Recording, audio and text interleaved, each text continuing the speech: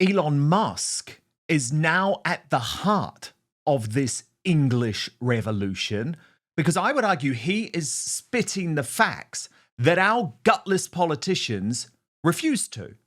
As a result, he is now being derided or ignored by the regime media, our pathetic, cucked MSM. So I wanted to show you his view on what's happening in the United Kingdom because it matters.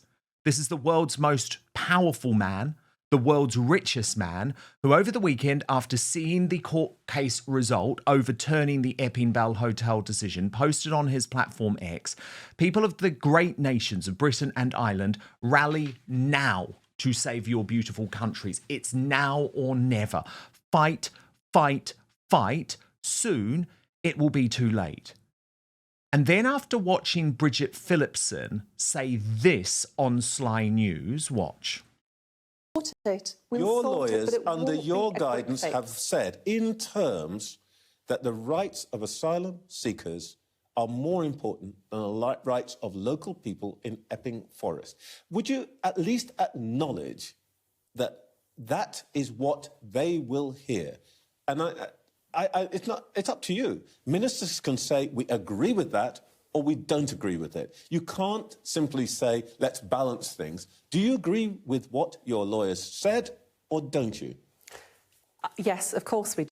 Of course we do. And Elon Musk, in response, posted, a government that puts foreigners above their own people is by definition treasonous and illegitimate. The people of Britain deserve a government that represents their interests, not those of shadowy foreign organisations. Then there was a direct call for help from the people of Epping to Elon Musk. Watch. Can you believe that more than half of you are watching this video but not subscribed? So please do me a huge favour. Click the subscribe button now. Turn on the notification bell so you'll be alerted to all of our brand new Outspoken videos. Help us out! Elon, help us out! Starmer fucking sold us out! Elon, help us out! Starmer fucking sold us out! Elon, help us out! Starmer fucking sold us out! And he did, because there was more. Alice Smith posted, any government that attacks free speech has something big and terrible to hide. Musk replies, absolutely. Brighton official talks about the Raise the Colours campaign, and he replies, save Britain. Deport foreign criminals. Talks about the gang rape statistics. Musk replies, rage. Ben Habib criticises Keir Starmer. Musk replies, a nation with a government against its people shall perish from the earth. Carl Benjamin is patriotic, and Elon Musk replies, it's now or never. Tommy Robinson speaks about the illegal immigrant in Epping that caused all of this, and Musk replied, intolerable, shame on those judges. Sharon Davies tweeted, you cannot have a British government saying illegal foreign immigrants are the first legal priority over tax-paying British people. This is an insane position to hold and expect the support of your people. As a government, you are now officially working against the electorate, to which Musk replied, the government is committing treason against the people. James Melville spoke of a boutique hotel owner in Cambridge being offered £3 million to house migrants. Musk writes, the government in Britain is bribing hotel owners with multi-millions of pounds for 7-year contracts to house illegal migrants. Their goal is obviously to amplify and extend the illegal migrant tidal wave, not reduce it. Anyone saying otherwise is a liar. Thankfully, this good man rejected the bribe. He also posted on seeing the arrest in Essex last night to Keir Starmer. He quoted Liz Truss, writing, if the current British government is not on the side of the people of Britain, then they are by definition traitors. When Ian Miles Chong bigged up X, he said, time to wake up to the horrific reality. And he also added, the nightmare happening to Epping and hundreds of towns in Britain and Ireland will come to your town too, unless it is stopped by the people. Every village in Britain will become Epping, unless the people of Britain take action. And when GB Politics posted that Tommy Robinson has said 1 million people will attend his free speech rally on September the 13th, he wrote, at least, before a clarion call, and he got, unquestionably political, writing, join advance, Ben Habib's party to save Britain. So Emma Kenny, Elon Musk took about 6 months off when he was dealing with Trump and Doge and all of that.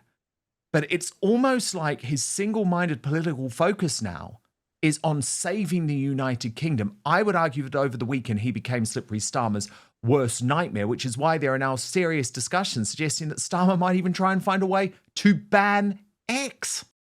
But first, something really important to talk to you about: scammers and spammers who are out there to ruin your life.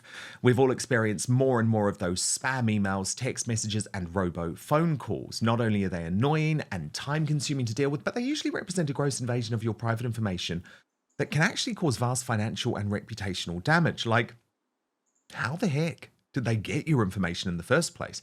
Well, it's likely as a result of data brokers who know everything about you, your health information, relationship status, mortgage details, and so much more, and then sell it for a profit. These data brokers can directly or indirectly expose sensitive information to bad actors, putting you at risk of identity theft. The number of data breaches worldwide rises every year.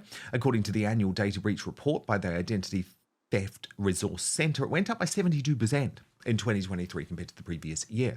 This means you and your loved ones are also at constantly increasing risk of data breaches, as a growing list of data brokers hold your personal information, which is then being sold or published online without you even knowing about it. The consequences can be shocking. Health insurance companies could actually raise your rates based on your online activity. Huge loans have been taken out under people's names without them even knowing about it. Do you know scammers, this is shocking, have even started to use AI to mimic the voices of friends and family to trick victims into sending them money. These imposter scams rely entirely on the voice data they can find online. Now, while you can ask these data brokers to delete your personal information, the process takes hundreds of hours to do manually and requires repetition. So the good news is that today I have a solution for you that I use and personally endorse. Go to incogni.com/outspoken and get 60% off an annual plan.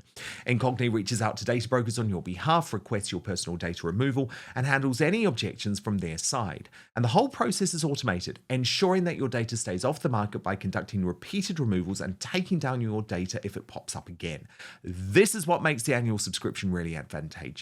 I do that plan, and it means I'm just constantly being taken off these lists. It's a simple process to you. Simply create an account, grant Incogni the right to work for you, and they will contact the data brokers on your behalf to request your personal data removal. So go to Incogni, that's incogni.com/outspoken, and you will get 60% off the annual plan right now. It could be the most important decision you make. But now, back to the show.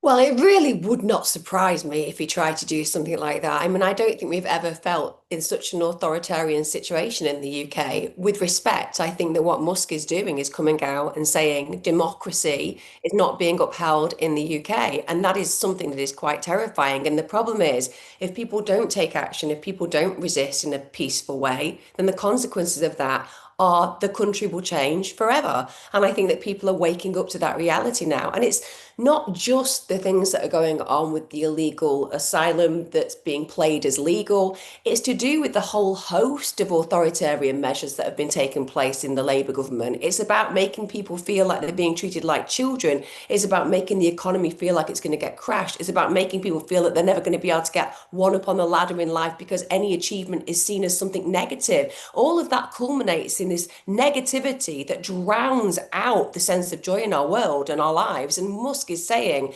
if you want this to continue on that trajectory where waking up in the morning feels exhausting, where your children don't have a future that you want for them, then you need to do something, because unforgiving is the nature of this government and consistent is their actions against the people. And therefore, the consequence will be more of what this is. Is that what we want? And the reality is the average human, I mean the average human in the UK, and those who legally come over wanting a better life, they want the same as everybody on those streets protesting, which is equal, fair treatment and not an authoritarian state. 100%. And Joseph Moulton, when you think about Musk, he has been uncompromising. I mean, he's been uncompromising, for example, when it comes to raise the colours, challenging Nigel Farage. No, it's not good enough. Just posting the Union Jack. Why have you not posted the St. George's flag? It's like he almost has this sense of patriotism inside of him. Do you view him as a really important ally in your fight? Yeah, and I think really what it does massively is it empowers people to get more involved, particularly on the more organizational side. We know that most of our ranks are made up of people who are self-employed, and that's no coincidence. It's because they're worried about the ramifications of Yes. work and social life. And I think by people like Elon Musk, who's obviously very owns lots of businesses, seen as a sort of a peak entrepreneur in the professional world, I think it will embolden that class of people in the UK who have been vocally supportive, but very from an anonymous sense rather than coming out on the streets with us. So I hope it'll begin to kind of push the Overton window in a Yes. professional class in the UK. But Emma Kenny, that is a terrible thing that Joseph has just raised. And I just wonder if you can look at this from a psychological point of view for one moment. What are people meant to do if they are proud of their country, believe in this movement, but at the same time they work for a corporate which is totally woke, like most of them are, and they feel like their livelihood, like their job could be on the line if they express their patriotism? How are you meant to deal with that? It's a really challenging balance to strike because understandably you think about your family and the economy and all the things that are going to be in your favor if you stay silent. Equally, what we know is terrible, terrible things happen if we don't speak our truth and speak out honestly about the reality of what's playing out. The truth is, it takes 3% of a population to peacefully protest, to literally change the way things are. We have that proven time and time again. So if you are willing to join, you instantly make that whole cause far stronger. And more importantly, you speak for your fellow individual, your fellow woman, your fellow man, your fellow person in the society who wants a good life for their children and their future. And what you're doing by staying silent is psychologically, it might make you feel safe in that moment. But in the end, you're a prisoner of fear. And if you're a prisoner of fear for the rest of your days, for the rest of your life, you will realize that the thing about true fear is it's prompting you to find courage. If you find courage, you also find freedom. And that doesn't mean it's going to be easy. It doesn't mean there won't be bumps in the road. It won't mean that there'll be challenges and you might not lose. But in the end, if that losing means that you win, not just for yourself in the future, but for the rest of the generations that are before you and ahead of you, then that essentially means it was worth doing. Yes. And I know it's challenging, it's scary. You and me did it during COVID, Dan. Yes, it was scary. Yes, it cost us. Was it worth it? 100%. Yeah, we lost everything. I mean, we literally lost everything. We lost it, well, professionally speaking, not personally speaking, although we did lose a hell of a lot of friends and, and it is worth it. It is always worth it. I know it is hard, but you have to remember there's nothing controversial about what you're doing. Exactly that. Exactly that. What you're saying is so true. There's nothing controversial about speaking your truth, about doing the right thing, about wanting what's best for your country and for your neighbours. That's the reality. The irony is people aren't fighting against anything controversial at all. As you've said, you're fighting for your society to be the society that is safe, that has an economy that works, and that makes you feel that you can speak your truth and be challenged on that at times without fear. And at the moment, we don't have that. It's becoming scarier to just exist in the UK, and we have to change that. Thank you so much for watching Dan Wootton Outspoken. Please click on my face just to the bottom left to subscribe to this brand new independent news source and turn on the notification bell so you'll be alerted to our brand new live shows, uncancelled interviews, and special royal episodes. Outspoken is also now available as a podcast, so you can listen to the show every weekday on the go, wherever you are.